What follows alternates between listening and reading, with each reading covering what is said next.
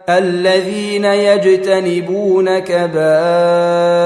الإثم والفواحش إلا اللمم إن ربك واسع المغفرة هو أعلم بكم إذ أنشأكم من الأرض وإذ أنتم أجنة في بطون أمهاتكم فلا تزكوا أنفسكم هو أعلم بمن اتقى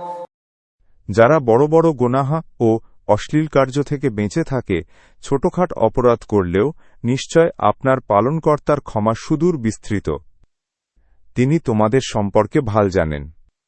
যখন তিনি তোমাদেরকে সৃষ্টি করেছেন মৃত্তিকা থেকে এবং যখন তোমরা মাতৃগর্ভে কচি শিশু ছিলে অতএব তোমরা আত্মপ্রশংসা করো না তিনি ভাল জানেন কে সংযমী